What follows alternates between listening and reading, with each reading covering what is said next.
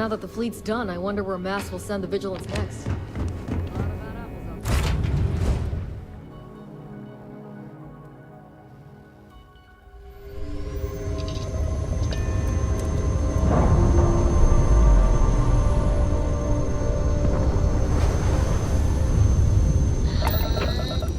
We're loose.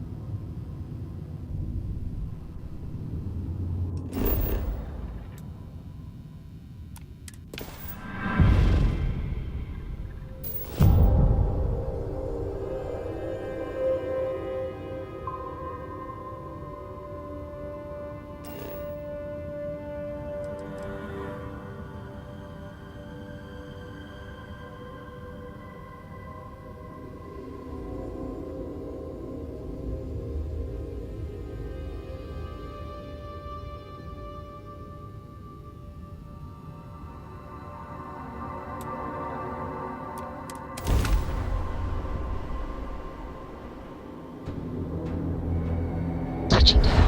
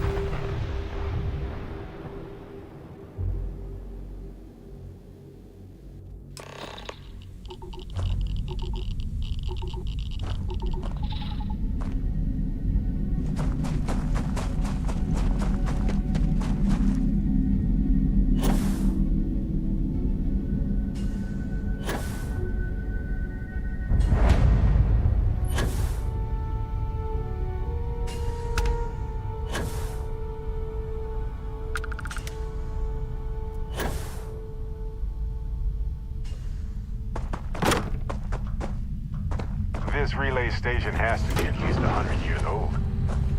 Stunning.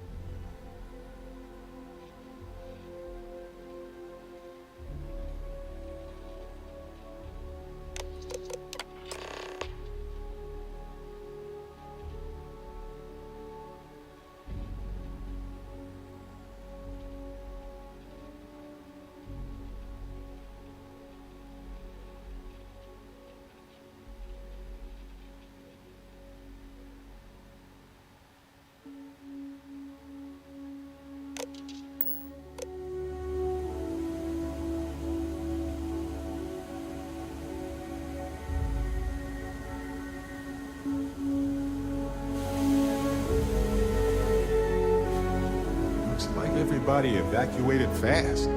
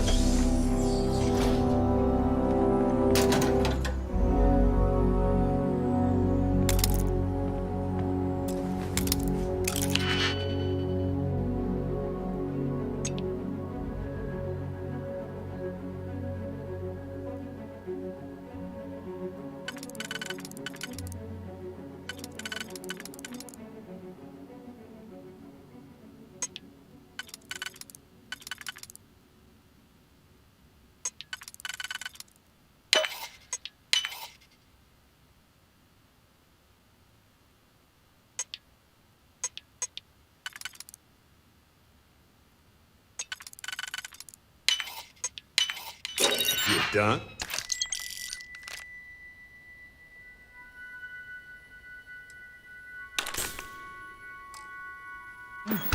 Impressive.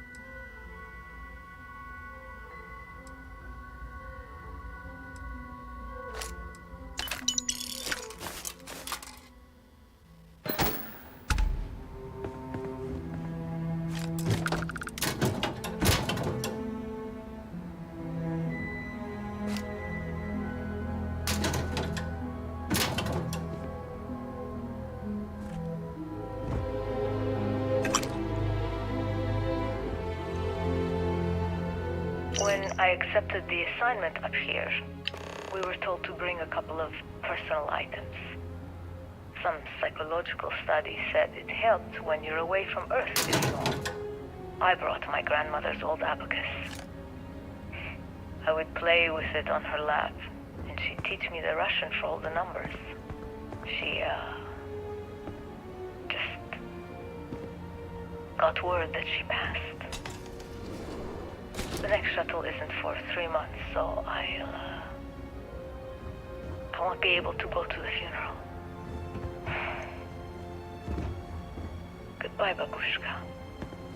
Thank you for teaching me math. It brought me to the moon.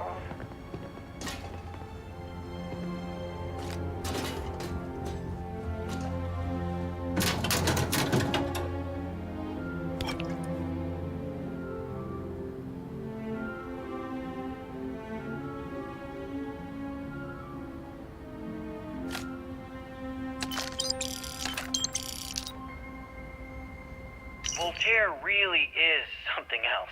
A supercomputer so powerful they put it on the damn moon to keep it cool. Although by that logic they should be running it purely in the vacuum of space. But hey, good marketing material. I've been spending some off hours running some dumb simulations, just because I can. My favorite so far is simulating the sound of every duck on Earth quacking after receiving a piece of bread. You didn't know you wanted a real-time sim of feeding all the ducks, but now you have it.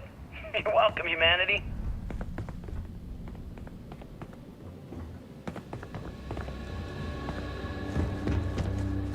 Nova Galactic Project Log, Principal Engineer Lang Shu. Voltaire is being reconfigured for this new initiative. The math we're being asked to crunch is ambitious, even for a supercomputer. We might as well be asking it to count every grain of sand in every desert on Earth. Who came up with these original equations? Our partner isn't being very open about it. Every question I have goes through some discretionary channel. I'm surprised we even know we're working on a ship.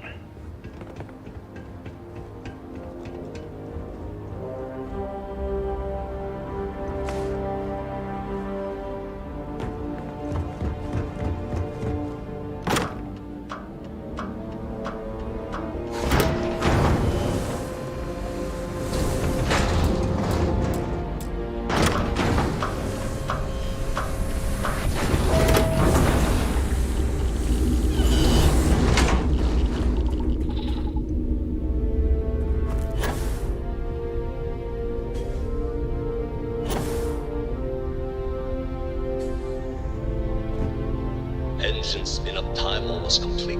Total time 5 minutes 22 seconds. Right on schedule. How are the helium-3 valves holding, Nova? We double-checked the leakage concerns this morning before the launch. All signs green. Any changes to the calculation sequence from Voltaire? No changes since we uploaded the last figures yesterday. It's a clean shot from There's here that to little sad One dot. day the computer will be on board the spaceship. Just imagine that. One miracle of science at a time, Canaveral. Counting down. 5, 4, 3, 2, 1.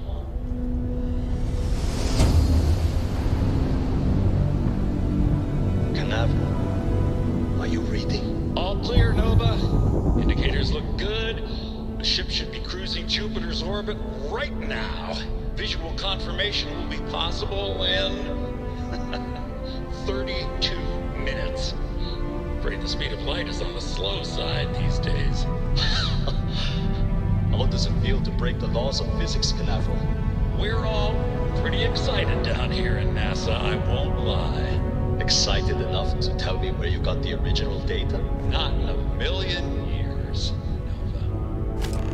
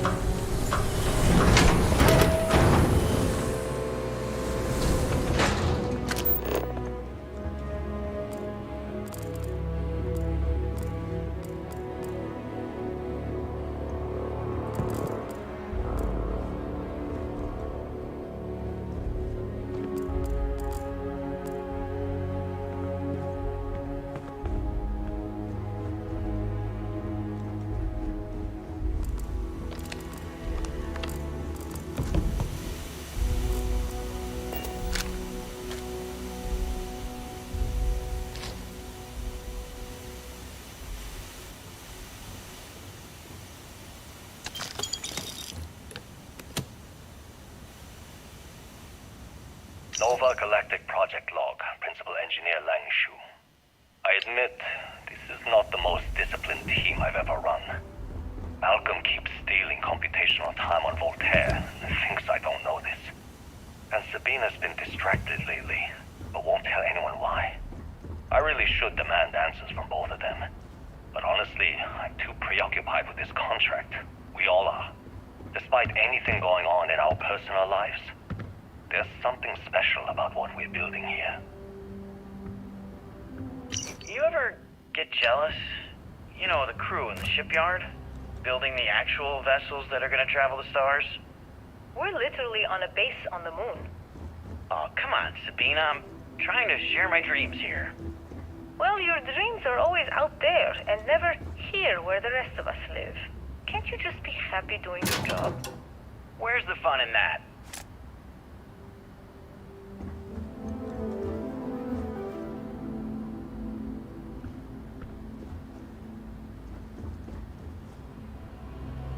Okay, confession time. Being single on a moon base is the worst. I only get like an hour to use the communication link to Earth every couple of days. And let me tell you, there's long distance dating, and then there's like long distance dating, you know?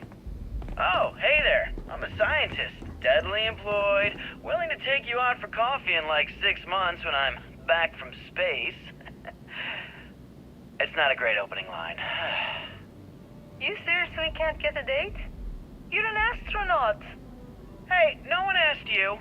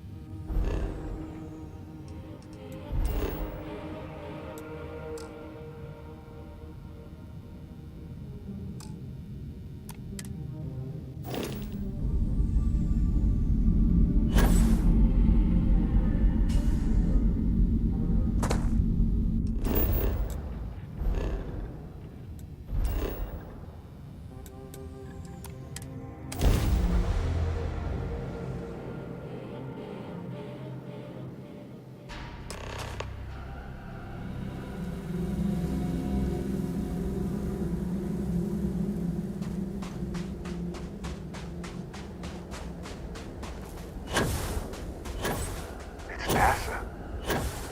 It's actually NASA.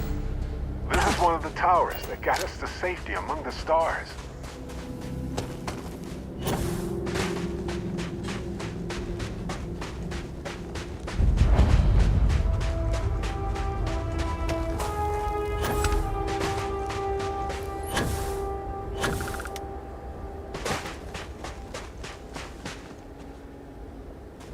That elevator shaft will take us deeper inside NASA. Might need to work through some rubble.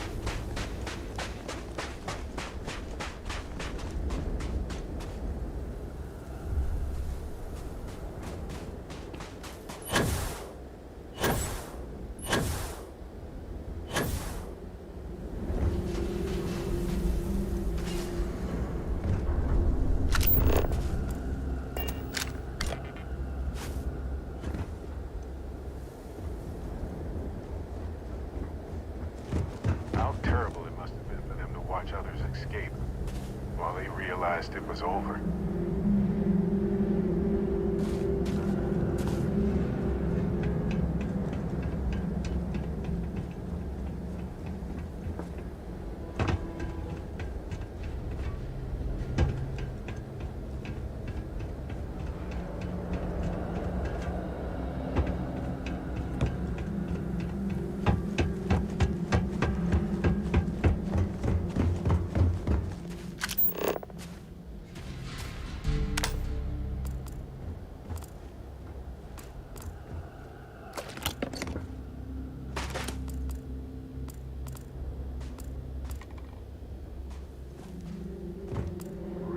Looks like this one almost made it to launch.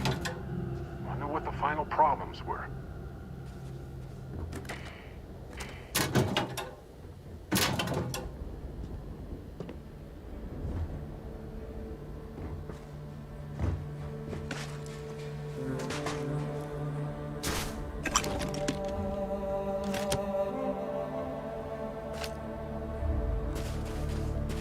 I sense some heavy... Ah, yes.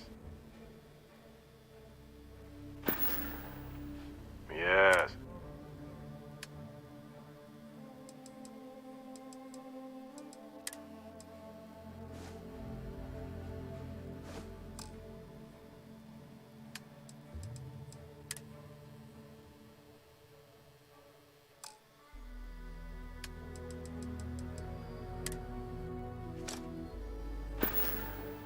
We've done everything that we can do for Urban's case aside from going to Gagarin.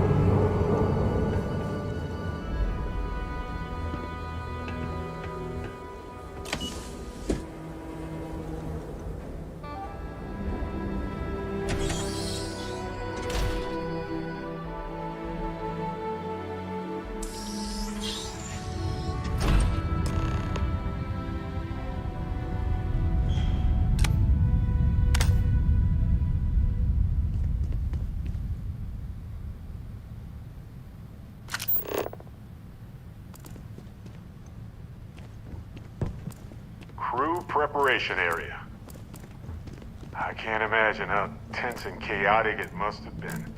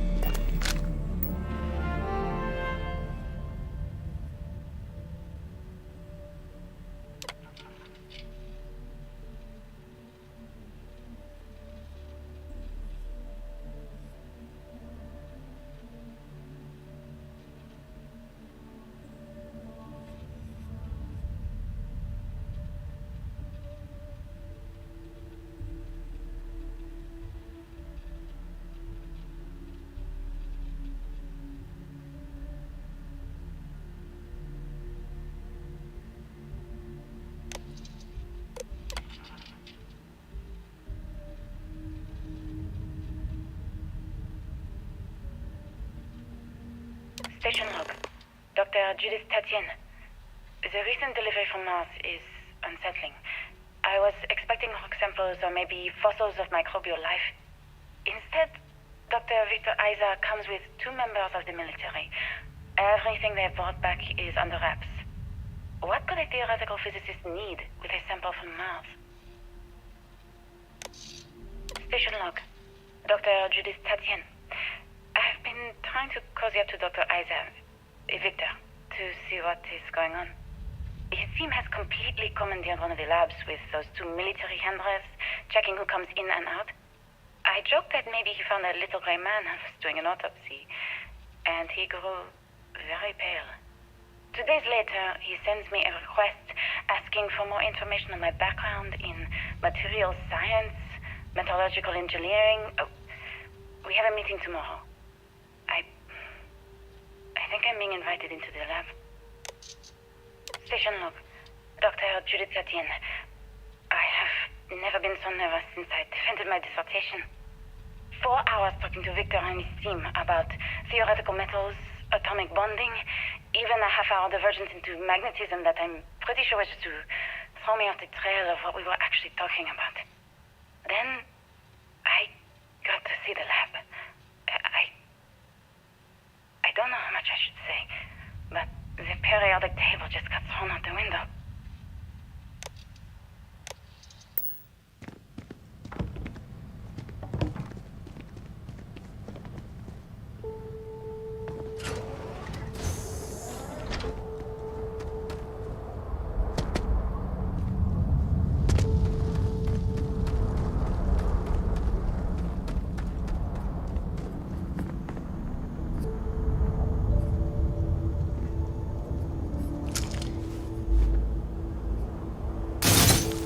Like a structural collapse of the underlying strata.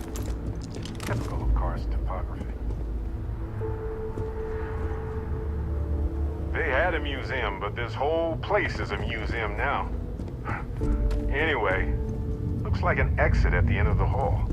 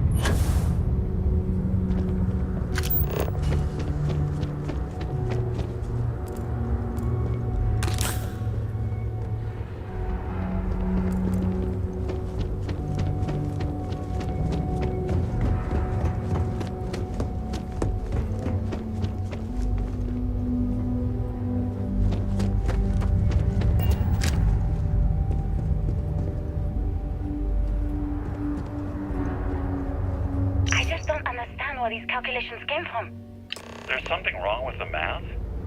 I think it's quite straightforward. That's not what I'm asking. We've had no success extracting even a sample of material from the object. No explanation for the gravitational effects, no motion graph to explain its harmonic frequencies. I can't even establish a melting point. Judith. But you've had me building these prototype colliders for months. And now you want me to pump helium-3 into it based on this equation you've written on a goddamn napkin? I just need you to trust me. I have been trusting you. We keep slamming our heads against a brick wall, getting nothing. And you keep coming up with something new to try. Like, you know what's going to happen. Where are you getting your information, Victor? I'm sorry, Judith. Look, not here, okay? Somewhere off base. I'll tell you everything. But I'm not lying, okay? We're going to discover something important here. I promise. In rooms like this across the globe, scientists figured out how to save our species. These are the heroes.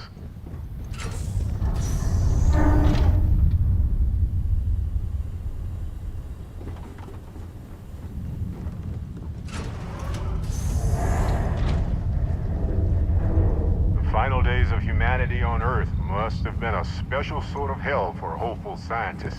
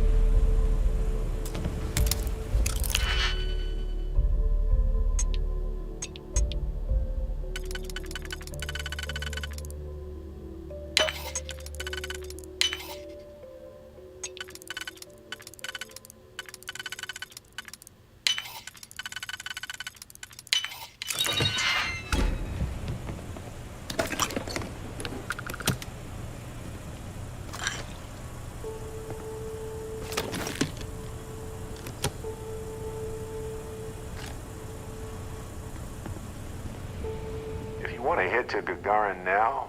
Of course.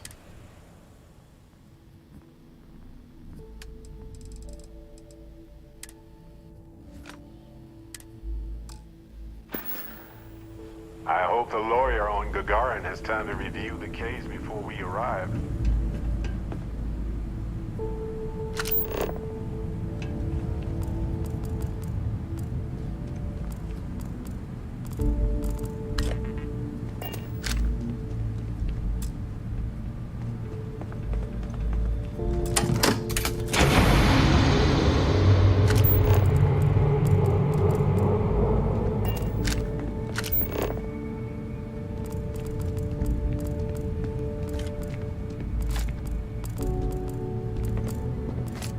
What if we leave a few things here and make a second trip?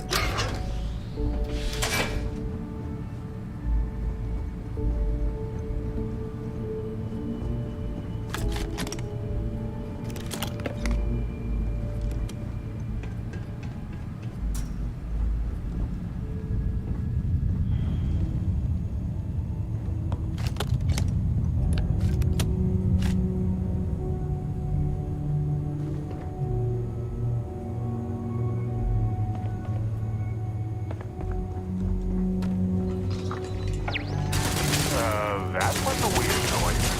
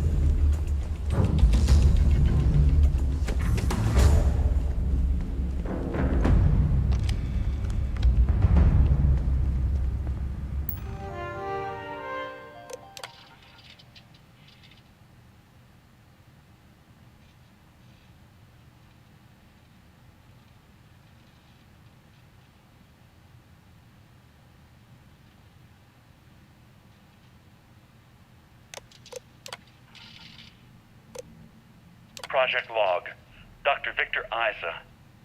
We turned on the prototype today.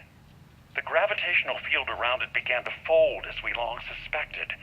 complete reversal of gravitational pull was observed on dozens of loose objects around the lab. I'm setting up a meeting with the directors to propose a larger test. The prototype proves we don't need the original anymore, but further work is going to have to take place in space, somewhere with abundant helium-3 and with a civilian partner, someone with access to large-scale manufacturing resources and computational equipment. Engineering gravitational folds pulling the far side of the solar system closer to us, it's all going to be possible. Project log, Dr. Judith Tatian. I watched the gravjet tests from the moon today. It was the first time we were able to talk to the team at Nova Galactic directly. So many things were under wraps before, but now everyone wants all the publicity they can get. I'm already seeing proposals for manufacturing androids of drives, expeditions to Alpha Centauri and beyond. It's also overwhelming and worrying. It could take years, decades, before we know what all these side effects of operating a grav drive can be. But no one wants to hear that right now. Like a bunch of pioneers racing towards the edges of the frontier without knowing about the grizzly bears in the mountains.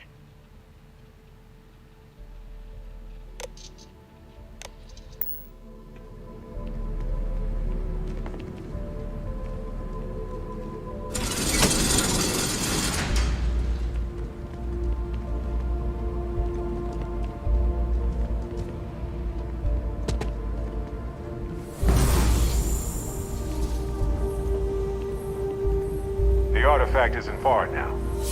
But look at all this stuff.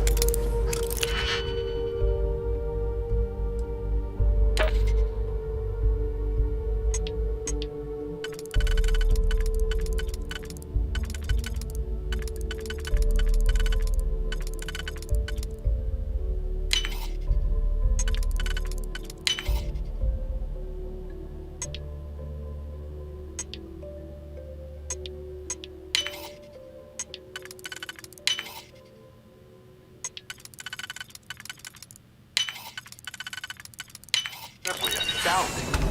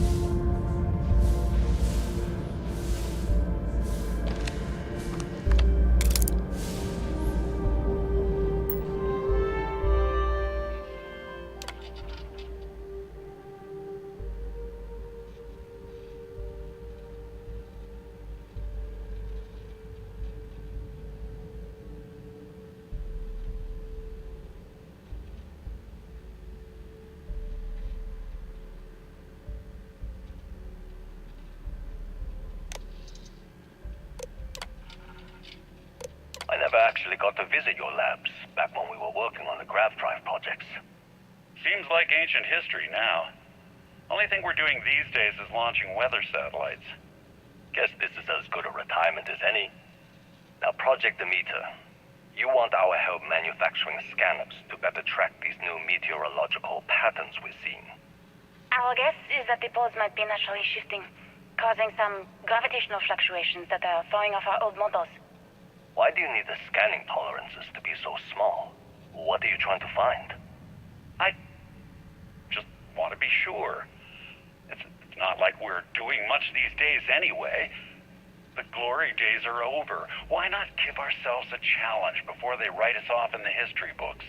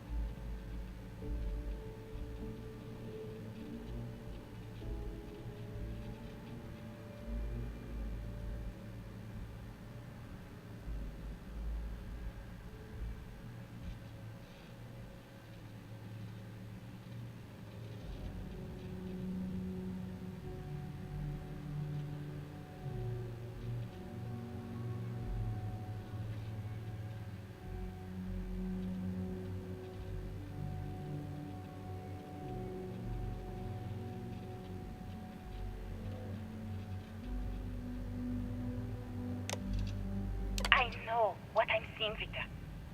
The data coming back from the satellites is very clear. It's the grav drives. All those jumps from the moon. At this rate, Earth's atmosphere is going to start sputtering out into space. Can the drives be fixed? I'm working on some designs that should discreetly solve the problem, under the guise of an emergency update to the fueling pumps. We're talking about the end of Earth, and you're trying to be subtle about it. Judith, the last thing we need is people losing faith in grav drive technology. That might be our only option. To what? Are you seriously saying we should abandon Earth? The timeline is under 50 years. A blink of an eye for a planet, but more than enough time for a human exodus. And what do we tell people?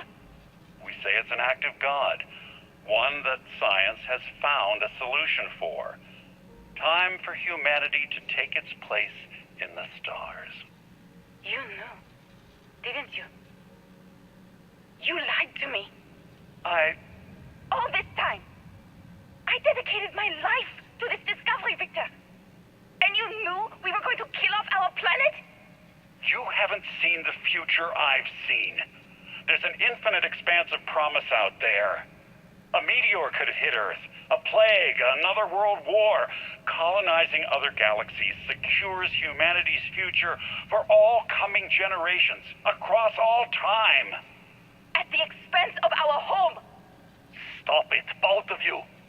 All that matters is building enough ships to get everyone off this planet. And we need to start now. I'll draft up a statement. We'll need to address the entire international community. I'm sorry, Judith. There isn't a planet in this universe that will be far enough away from you, Victor. We are never speaking again after this is over. My name is Dr. Victor Isa. And if you're listening to this, then you probably already know the truth. I was young when I first headed the retrieval team of an odd gravitational anomaly on Mars. But I kept what really happened that day hidden from everyone except one other person. Even she didn't believe me at first.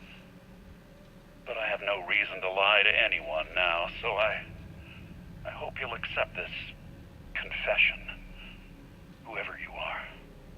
When I touched the anomaly, I experienced 12 days of lost time. I met myself.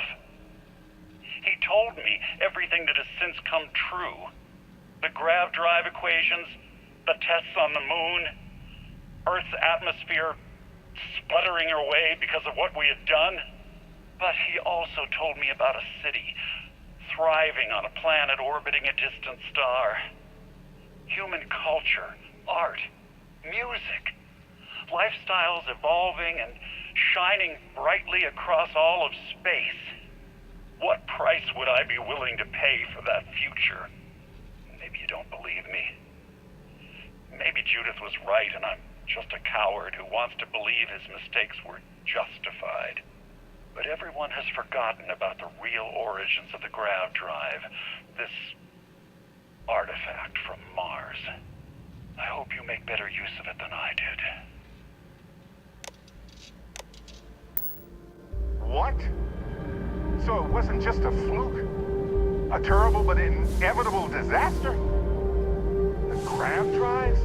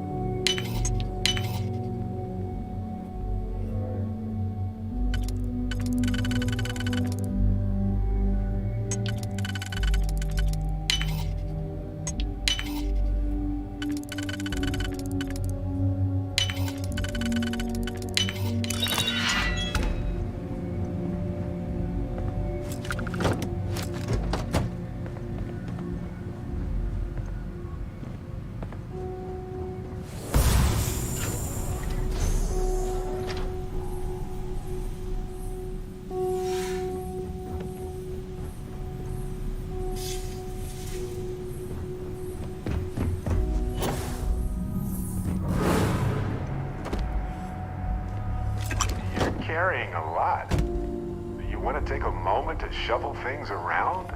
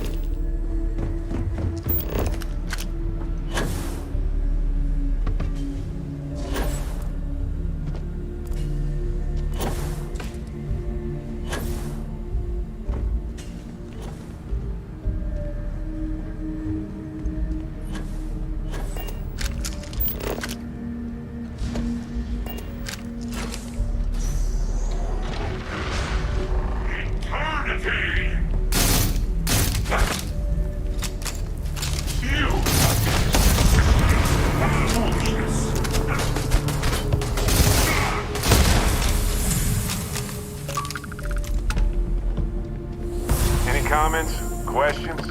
No? Good.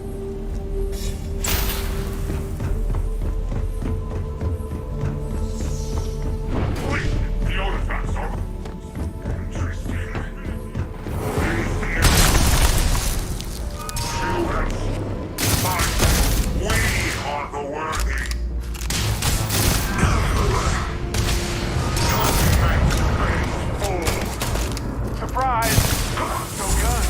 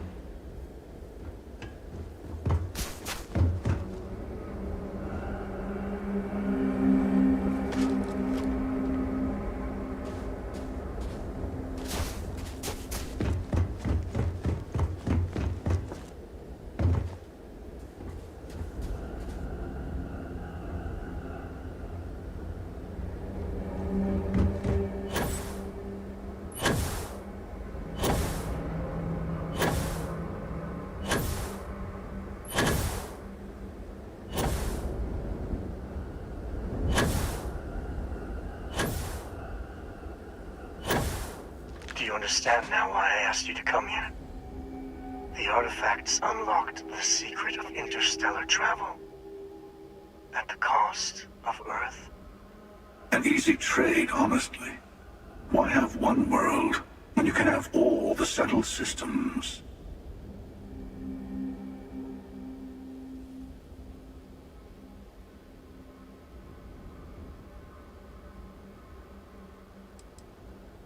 Every grav drive in the settled systems was built on technology that came from an artifact that was discovered on Mars. But these early drives shook the gravity field surrounding Earth. Eventually, the atmosphere started to... That is why Earth is uninhabitable. The artifact gave the scientists a greater understanding. The settled systems wouldn't exist without the artifacts, in other words. We owe what happened here in NASA a great debt.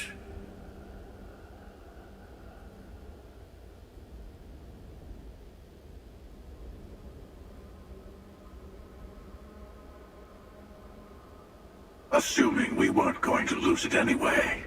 War, disease, famine, all the classics. Don't you see? The power of the artifact forced humanity to the stars. They didn't get to make a choice. How many would have chosen Earth? What gave Victor Isa the right to choose for them?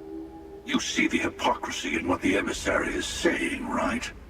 They don't want to rob people of their free will, but then they steal the artifacts for themselves. In the wrong hands, the power of the artifacts can make anyone a tyrant. That is why we watch over them. The only thing you're watching out for is yourself.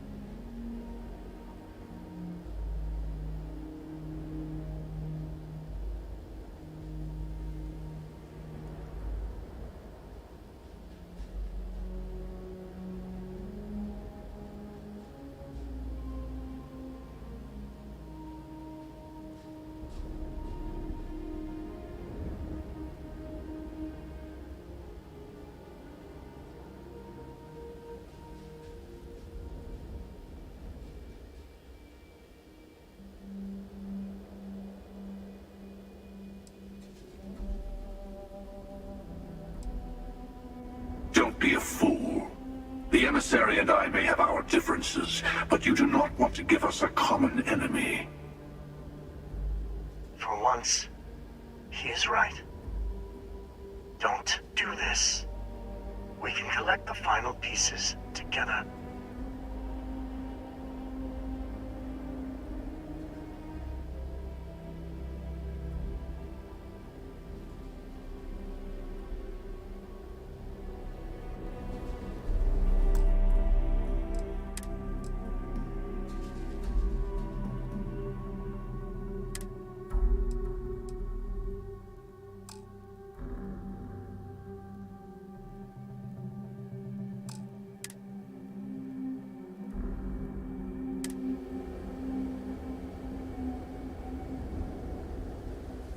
you understand now why I asked? An easy trade, huh?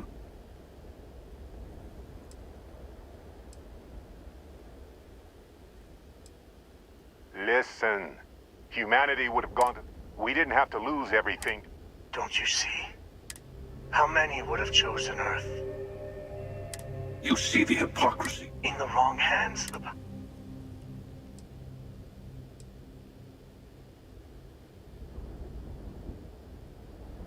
Traditionally, people have preconceived notions of which hands should get power.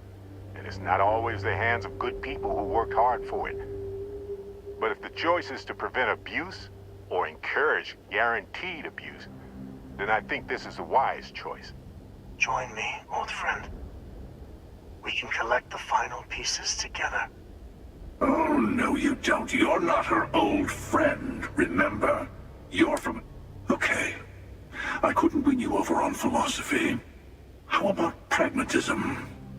I'm more powerful than the emissary. Than any other Starborn.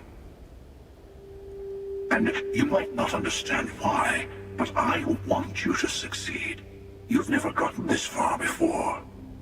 I need to see what happens to you.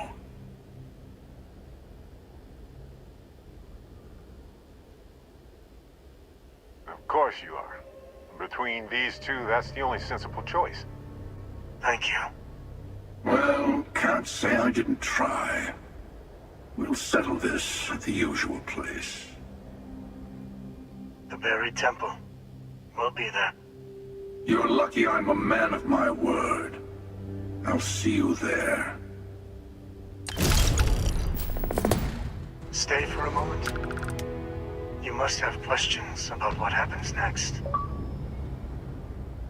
There's always a final artifact in a specific temple. The hunter and I agreed that whoever you sided with, the other would wait there. Expect anything and everything. Other Starborn, human mercenaries and defenses. He and I have made a number of agreements over the years, if you can even call them. We let him go. In exchange, he'll wait at the buried temple. You'll be able to prepare any way you can before then. There is a temple for every artifact. You should find as many as you can. You will need their power. I will meet you in orbit above the buried temple. We'll face what's there together.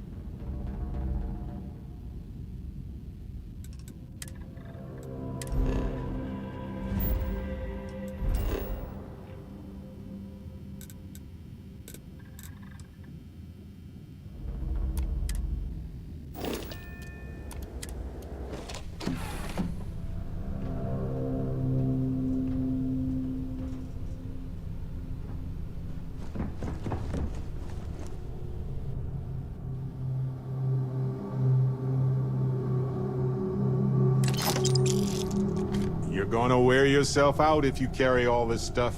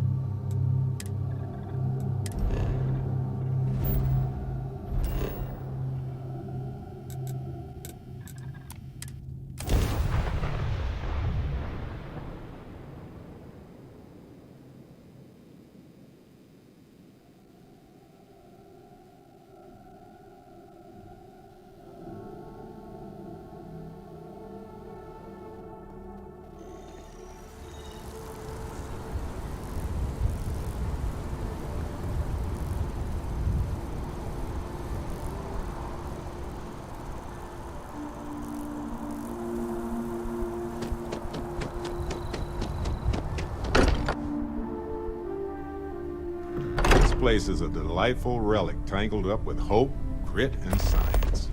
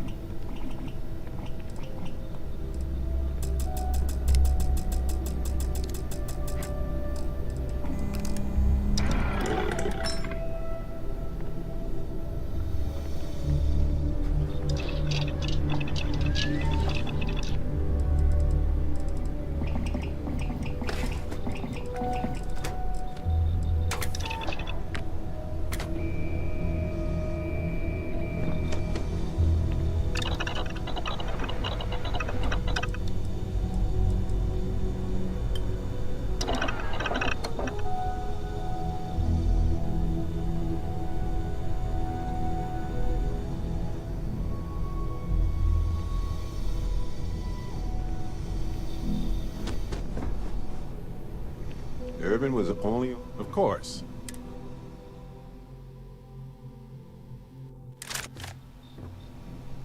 Next stop. Gagarin or somewhere else.